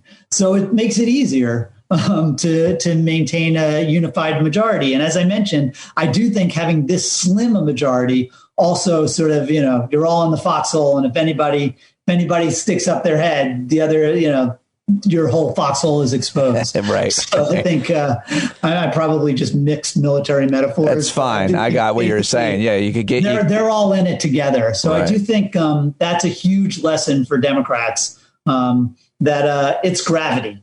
And if, just for Trump, it really was true. Like the Republicans understood that even though he was unpopular, having a president who's always at 40%, that's really bad for Republicans. And they did very badly in 2018 and they lost the entire Congress.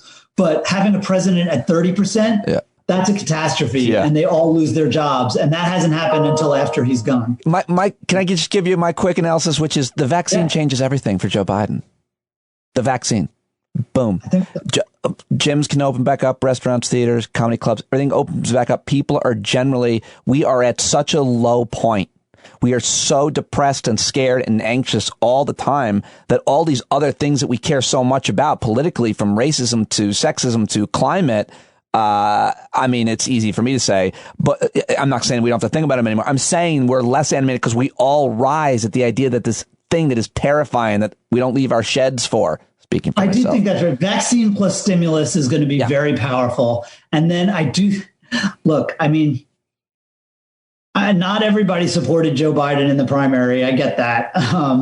But I think there's a real sense, first of all, that would Bernie or Liz Warren have won that election? I think when you look at where the Democrats made gains, I think that's a real question. But even putting the politics of the primary aside, I think there's a real feeling that Joe Biden was kind of, in many ways, the right guy for this moment, just in terms of here's a guy who's been through trauma. Here's a guy who's just, maybe even a naive sort of let's all get together type of guy. I don't know, maybe there are times when you don't want the guy who gave the eulogy at Strom Thurmond's, funeral to be your standard bearer. But there is a time right now, after Trump, where it's been 4 years of where just to have things chill out a little bit. I think that's that's pretty powerful. And I do think it's on Democrats to that's the idea that right now nature is healing and we can worry about GameStop or that country singer who said those stupid shit on it's a real relief to people not to have to check their phones every 5 minutes. Right. And I do think that's something that Republicans will try to make. Communism's taking over. You need to be checking your phone again. And I think Democrats can sort of play into that or not. Yeah, I think Hannity and Tucker Carlson are introducing a caravan tracking app, which allows you to make sure you could see where any immigrants are trying to get in the country. And I just actually might have come up with a horrible idea for them. So, but final question, what about the future of the Republican Party? Speaking of those assholes and, the Hannity and Tucker Carlson, who I'm referring to as assholes. But what about, the fact that there is no agenda, there's no platform, there's no principles that they used to have, and there's a huge influence with conspiracy theories. Which way is up? What is the future for the Republican Party? Well, I will say this, that I think, if I can pat myself on the back, I think I have a really excellent record of sort of analyzing the Republican Party and sort of figuring out what they're about. And a really shitty record of predicting how people are going to react to that. I was the guy who in 2009 wrote a cover story for Time magazine where they had an elephant on the cover and the tagline was endangered species. Right. And I wrote a really good story, and I talked about how basically the country was getting less racially, less ethnically, less ideologically, less religiously Republican. And that the Republican Party's issues, coal and supply side economics, were just increasingly out of step with just the direction the country was going. And then, like a frickin' moron, I did a very similar story in 2016. I went to Orlando during the general election, and I wrote this really in-depth piece that, again, I'm very proud of the analysis. It was about how I used Orlando as an idea of here was a place where it was getting it was so dependent on trade. It was so dependent on the vibrancy of immigration. It was an Obama economy with the kind of the old new industries, not the old industries. And it was the fastest growing metro in the country. And so it was basically about how America has become Obama's America, not Trump's America. And then, because the exurbs liked Trump, and hated Hillary, he lost. So what I will say is that ideologically and policy-wise, the Republicans have no case right now. In many ways, history has sort of passed them by. They're flailing on climate. They're flailing on, racial issues. They've given up on a lot of the sort of sexual issues. Although they're riding high on cancel culture. Right. Weed is going to be a problem for them, too. And economics, the country is not where they are. They've had to kind of disguise their views to maintain their popularity. But I think you have to kind of give them credit and say, with their horribly unpopular agenda, they have remained reasonably popular. And so I don't know, usually midterms go really bad for the incumbent, and I am not going to be the guy who says the Republicans are doomed to QAnon obscurity, because it's made me look like an idiot too many times in the past. Michael Grunwald, the honesty, the analysis, the brilliance, the thoughtfulness, the idiocy, the stuff. I love talking to you, man. It's so great to catch up. Thank you so much for joining me. Thanks so much for all your good work, and I'm so glad you've got this thing going. It's great. Thanks, buddy. Oh, right. Michael Grunwald. That is on Twitter, by the way, at Mike Grunwald. Such a great conversation. I really enjoyed it. Such an important book. The New Deal, and his new book that he told me a little bit about that he's working on sounds very exciting and very important as well. Please tell him you heard him here, because it's his first time on the podcast. I want him to know that you're listening and love it. So go on Twitter at Mike Grunwald. Say, hey, man. Hey, Mike. I heard you on at Stand Up with Pete. Great conversation. I learned a lot. Or whatever you want to say. I don't want to put words into your tweets. Okay, finally, I now have another one of your favorites. She is a former congressional candidate in Florida. The 18th district is where she was running. She came up short in this past election, but I was so happy to have gotten to know her through that campaign. She was actually a longtime listener of the old show as well. She's a former U.S. Navy JAG litigator and expert in workplace law, and she's got her own show now as well that you should check out. Go to PamKeithFL.com and learn more about it. Sign up to her Facebook page, and of course follow her on Twitter at PamKeithFL. Here's my latest conversation with Pam right now. I want to ask you about Black History Month and what you think about how it should be honored, thought about, and then more. I want to just start there, because I don't know. I've always been weird about Women's Month or Black History Month, because or Veterans Day, because I try to keep cognizant of all of those things every day as far as it as programming this program goes, as far as what I can do in terms of reaching out to folks of different backgrounds, ethnicities, genders, et cetera. But I've been given some light criticism from a couple of listeners is, what's your plan? Are you not doing anything for Black History Month? I was like, listen, it's hard enough to program one show when you're one person, much less, do themed weeks and months and so on. It's just hard because you got to book it. You got to, most shows have 10 people on them, 4 people at least. And so I'm not sure if I'm making up a bullshit reason about not celebrating it for the reasons I said, or if it's just too hard to program. But what do you think about Black History Month or any of these types of commemorations in general? That's a really good question, Pete. I grew up really appreciating Black History Month. You did? Because it was the only month of the year that they would talk about the contributions of Black people, right? Like, this was the only month that they talked about Harriet Tubman, or they talked about Madam C.J. Walker, they talked it at all, right? And I think in the future, we will maybe someday, it is my prayer that someday we will not need a Black History Month, because every month will be the month that we recognize everybody's contributions, and we talk about all of the different history that's gone on in that month, be it Native American, be it immigrant, be it women, be it LGBT, whatever. It's all like interwoven. But that's not the history lessons that I grew up with, right? Like, what I was taught in school was that American history is the Revolutionary War, it's the Civil War, it's the this, it's the that. But like what Black people play, the role Black people played in all of that was just not discussed. Did you know that there were Black people who participated in the Revolutionary War? That's not something I was taught. A supporting cast was how it was shared with us, if that, if at all, right.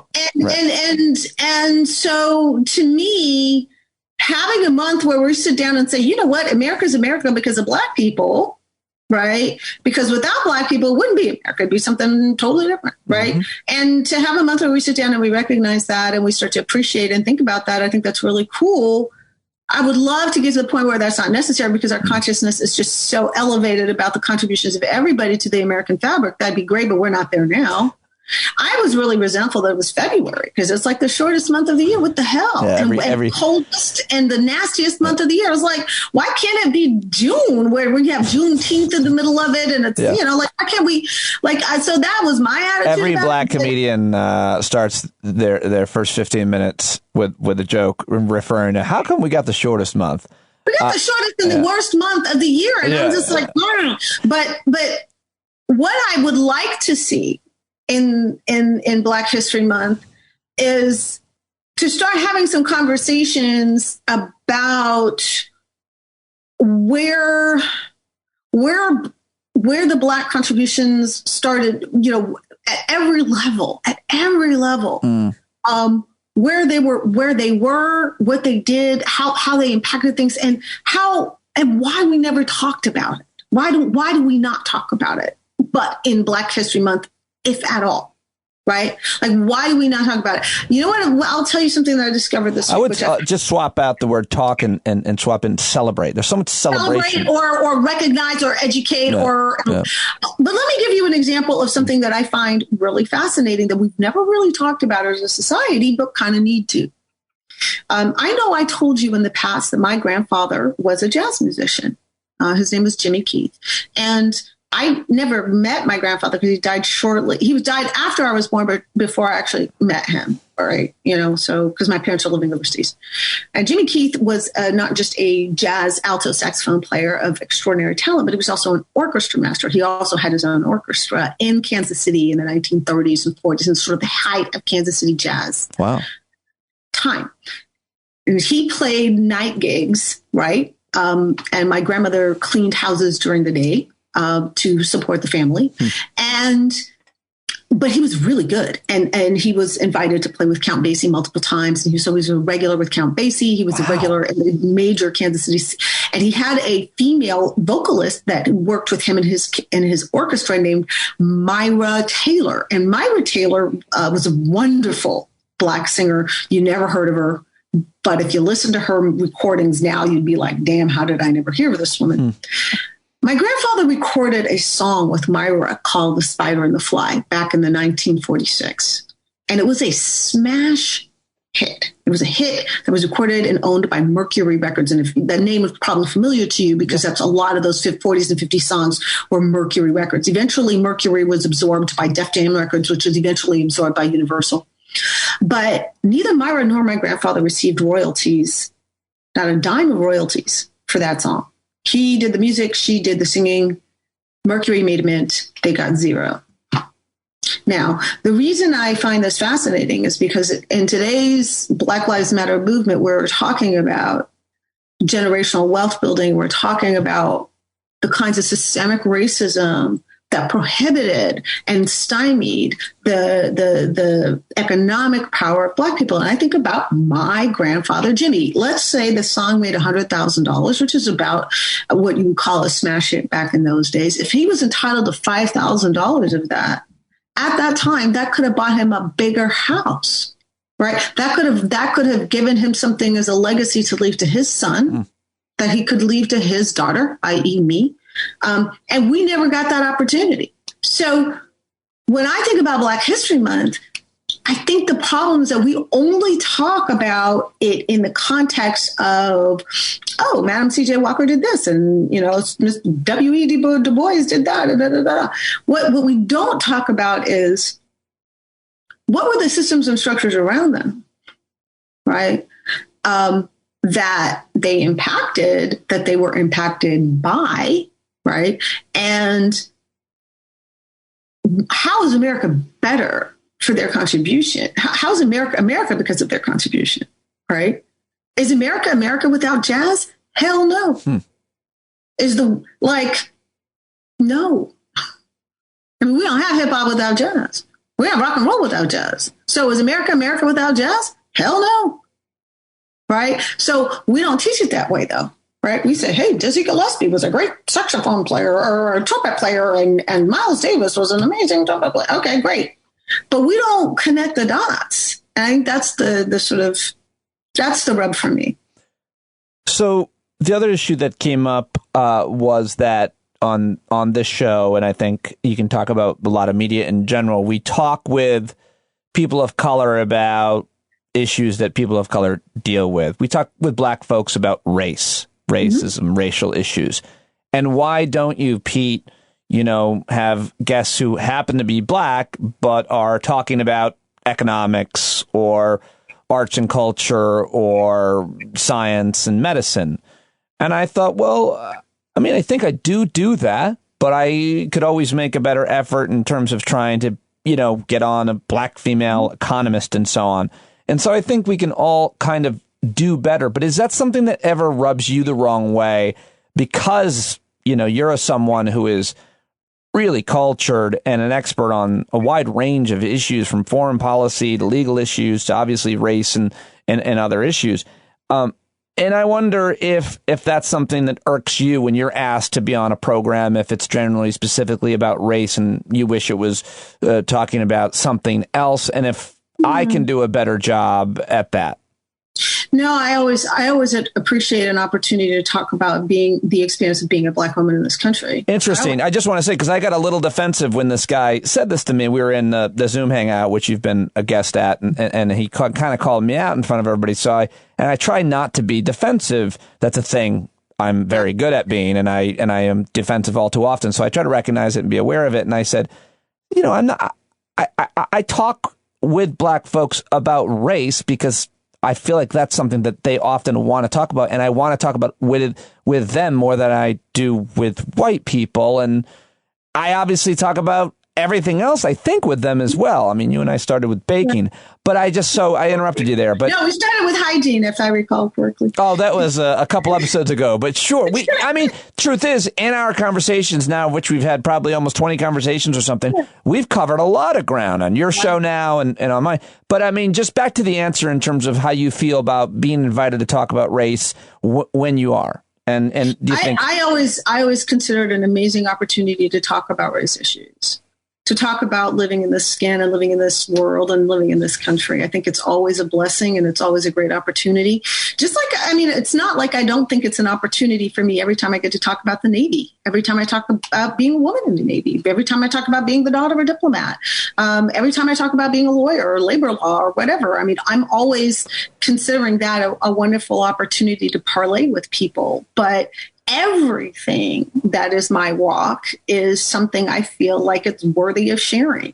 Everything. And so do I feel it diminishes my Navy experience to talk about being in the Navy as a Black woman? Hell no. Does it diminish my lawyer experience to talk about being a Black female lawyer in big law firm Washington? No, it does not.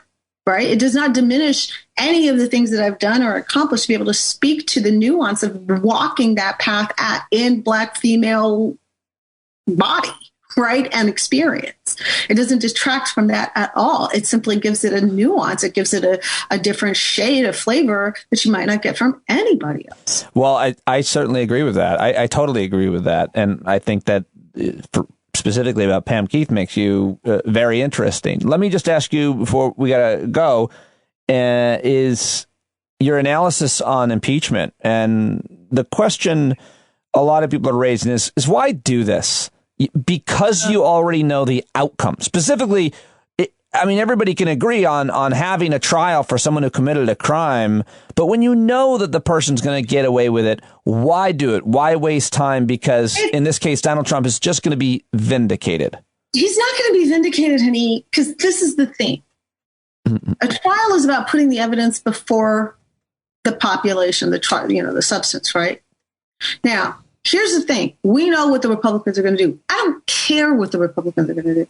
What I care is that the evidence is presented to the American people, because the way this is framed is that Donald J. Trump is on trial, when in reality, it's the GOP senators who are on trial. Because we're going to see what they see. And they're going to try to explain to us why our eyes don't know what they're seeing and our ears don't know what they're hearing and our brains can't process what is being presented, because they are so deeply ensconced in their loyalty to Trump that they literally disconnect themselves from rationality. They can go ahead and do that. But this is not where the rubber meets the road. You know, the most that the Senate could do, the best possible outcome is for him to be prohibited from running for office in the future. I don't give a damn about that.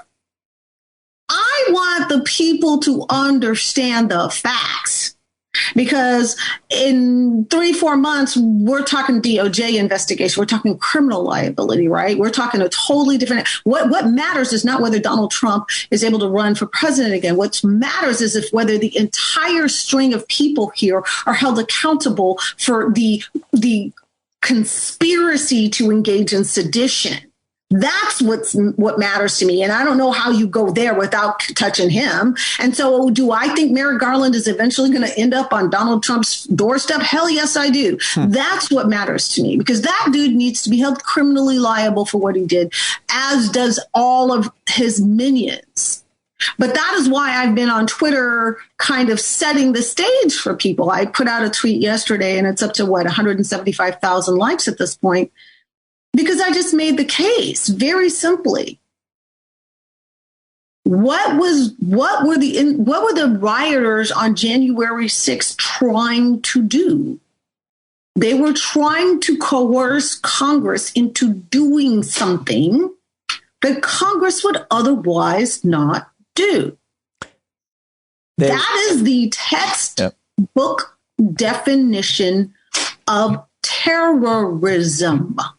To use violence against a government entity or a person to force or coerce them into doing something they otherwise would not do. That is the absolute definition of terrorism. So the question is, did Donald Trump incite terrorism in the exact same way that Osama bin Laden did? Yeah, his name was trending today because so many people making this comparison. And my little tweet of 175,000 likes and 50,000 retweets. Did you put bin Laden in there?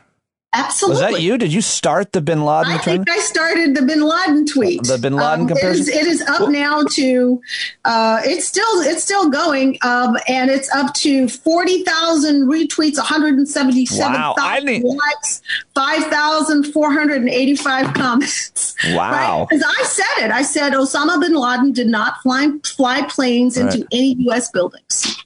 He just asked and inspired people to do it, drew money and resources to the effort, set the timing, and launched the execution from afar. In what way was Donald Trump's role in January 6th any different? I have a far less intellectual analogy. Did you ever play video games? No. Well, you can understand this. It doesn't matter. If you played this football game called Tecmo Bowl, you would have a season and your record would be counted. It would keep you'd punch in your name, your record, your team would be 4-0 or whatever the record was. So my roommate would beat me every time. And it was like 20-0. I never beat him. I finally beat him and the game was about to end and he turned the game system off so that it wouldn't record my win. The insurrection was trying to turn the game off so that it wouldn't record Joe Biden's win. They were interfering with the process that was there, that Mike Pence never had any ability. No one had any ability to change anything that day. So, but that's the bottom line, Pete. What were they trying to get accomplished here? They were trying to get Donald Trump reinstalled as president. Yes, no doubt. Over the objection, over the certified election result by an act of fiat by Congress. Right. So let's just play this out for the American population here. Let's just say hypothetically that instead of being stymied, the people that rushed the Capitol were successful. Let's say they found Mike Pence and they were able to hang him on national TV. Right? Let's say they found AOC, they raped and killed her. Jesus. They found Pelosi, they raped and killed her. Good God. They killed Schumer, right? Like, okay. And then because the rest of Congress is now terrified, they actually say, okay, Donald Trump is president. What does 1/7 look like? What is the day after? Yep. They succeed in Congress being cowed into naming Donald Trump president. And everybody sees that they succeed in doing so by the use of violence. I mean, I think it was the scenario that was more likely, and Sunday maybe we'll find this out, was that somebody was going to hold somebody hostage and Trump was going to negotiate. He's going to negotiate. Negotiate what exactly? Who knows? But in his stupid brain, he was going to negotiate remaining in office somehow, some way, and you're going to find out that was Don Jr.'s idea. 1 million people were going to accept that? No, never. That's what they thought. That's what I keep coming back to, Pete. Yeah. I keep coming back to this thing. If they had been successful, we would be in civil war right now. Yeah. So they keep saying, well, it didn't have as many deaths as 9/11. 3,000 people died in 9/11 and we only had 6 people died. It's like, that's not what causes something to be terroristic. I mean, the tennis shoe bomber didn't kill anybody, but he was still considered a terrorist, right? Just because he had an attempt that failed doesn't mean it's not an attempt at terrorism. But I keep asking the same question over and over again, and I don't get an answer. So if you got what you wanted on that day, what would the consequence to America be? And the consequence to America would be bloody civil war. And that is why what Donald Trump did was an order of magnitude worse than what Osama bin Laden did. Because if you remember after 9/11, I know you remember this, right? It was a galvanizing event. America came together and unified like I'd never seen before. It had a blip on our economic impact, but more importantly, it had absolutely zero destabilizing consequence on our governance. Can you compare that to what would have happened if Nancy Pelosi was assassinated on Twitter? Do you really think that would have no impact on destabilizing the unity of the United States of America? Really? See, this is my problem. People get offended. So they respond to my tweet with, how dare you? That's so offensive, because they're not thinking. They're not thinking below. They're just saying, how dare you compare us to jihadis? Yeah. Well, jihadis were less dangerous to us than you. Because I keep asking, totally agree. If you got what you wanted? The jihadis are less dangerous because they're not domestic. By their nature, foreign. It's hard to get here. It's hard to blend in. It's hard to get through security. If you're Al-Qaeda, you can come and go anywhere you want. And it's a very apt comparison, and it's a far more insidious and a far more serious insidious threat to the United States. No doubt. He did more damage than Osama bin Laden could ever do. Yep. And see this, and the other thing that really bothers me here is this notion that somehow by holding people accountable, we just want pay. We're just drawing it out. It's fruitless. It's distracting. No. It's payback. I'm like, yo. Those who do not learn from their history will repeat it. This is exactly what Adolf Hitler did in 1923, and he got convicted of insurrection. They had public trials. The Nuremberg trials. And they just no. This is in 23. He got convicted of the first insurrection, and they gave him clemency, and they let him off the hook. He was sentenced to 8 years, and they let him out after a year. And guess what he did? He re-galvanized, learned from his mistakes, got more maniacal, and then was succeeded the second time. So it's not like Germany didn't know what Adolf was up to in the 1920s. Yes, they did. They just didn't take it seriously. So the question is, do we want to allow Donald Trump to go off into the sunset down here to Mar-a-Lago and do the insurrection 2.0? Because that's exactly what he's going to do. If he hasn't recognized Joe Biden as president of the United States by now, do you think he's going to do it next week?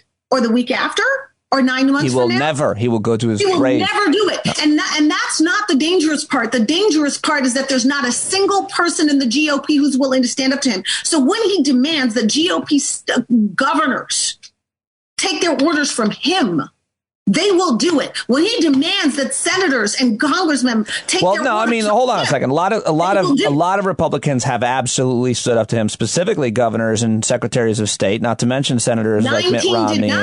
But many did, and you said none will. And I think we absolutely have to give credit to those who did, because without the Secretary of State of Georgia doing what he did, even Brian Kemp, who's a monster, he still did the right thing here. He did not. Moment, but have you listened to Brian Kemp since? Because Brian Kemp now knows that he's got a big old bullseye on his back from Donald Trump, and he's changed his tune. Like, I am telling you that the problem with the current GOP is that you can get someone like Liz Cheney to stand up in the moment when they are outraged, but it doesn't last. Because over time, the pressure from the base becomes intolerable, and there's nothing to be gained by standing their ground. So eventually, they just slide back into the acquiescence. You saw that with Liz Cheney when she decided to stand with Marjorie Taylor Greene instead of calling that shit out. You know that Liz Cheney wanted to call her out and say that was wrong. She wasn't willing to do it. I am telling you that over time, what happens, and this is all the consequence of being in a siege mentality. When you are in a siege mentality, which is that sense that you are being attacked from without, and the only thing that's going to allow for your survival is the hanging together of the team. The only thing that is admired is loyalty to the mission and to the team, and the only thing that is unacceptable is betrayal of the team. That's it. There's no evaluative process beyond that. Yeah, and that's the truth of any cult. All right, let's wrap it there. Thank you, Pam Keith. It's always so great to talk to you. Really appreciate it. Thank you, Pete, for having me, and it's always my pleasure. All right, there she goes, Pam Keith at Pam Keith FL. That is today's podcast. Bill B in D.C., Pam Keith, of course, Mike Grunwald. Make sure you let them all know that you heard him on today's show. Check out give it a review and 5 stars on Apple Podcasts. Please, right now, subscribe to my YouTube page, which I'm trying to get off the ground. That's youtube.com/Stand Up with Pete. And if you listen to this entire show today, thank you. I hope you got a lot out of it, as much out of it as I did doing it. And it was a lot of work, today's show, because I lost a bunch of it. My computer went down. It was a goddamn nightmare last night. But I really appreciate you supporting me. Sign up for a paid subscription right now. Go to patreon.com/Pete Dominic, or go to the paid subscription link in the show notes, because I could use your support. And if so, you're a member. I hope to see you tomorrow night at the Stand-Up Happy Hour Hangout, and anytime on the Discord platform.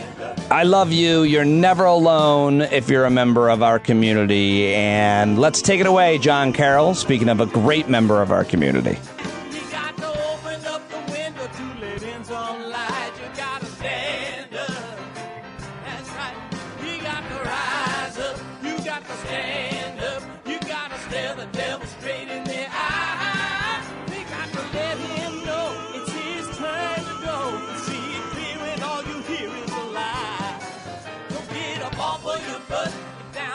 For your fence, even if it ain't a very friendly audience, well, they'll begin to listen when you start making sense, and you stand up, stand up. No need to point your rifle to defend your town, just stand up, stand up. You know they can't deny you what you're laying down. Boy, you better stand up, stand up.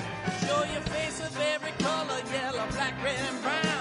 The place where every lost child will finally be found. There's only one thing to do before we stand our ground, and that's stand up, stand up. Well, the founding fathers saw a land for all. They had to stand up, they had to stand up. They had a keen imagination for a crystal ball, drawing all the plans of stand up. But all they had to go on was the time they were in, with other causes for laws, and since they weren't even sin, they knew that change was gonna come before the change could begin. They had to stand up.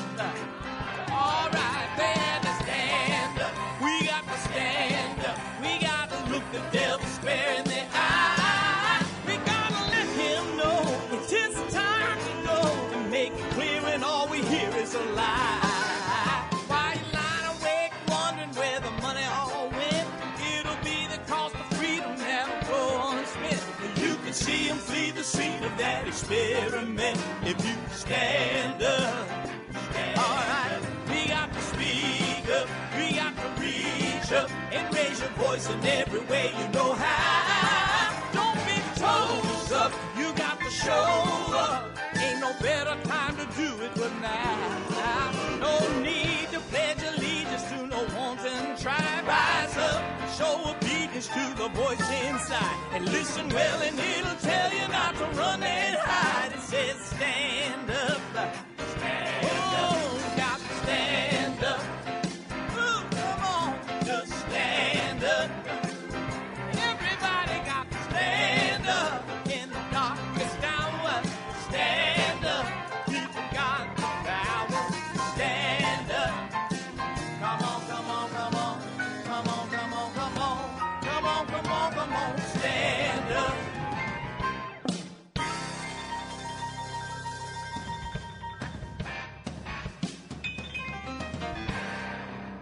And now Lady G makes the case for the impeachment of Bill Clinton in 1999. So the point I'm trying to make is you don't even have to be convicted of a crime to lose your job in this constitutional republic if this body determines that your conduct as a public official is clearly out of bounds in your role. Because impeachment is not about punishment. Impeachment is about cleansing the office.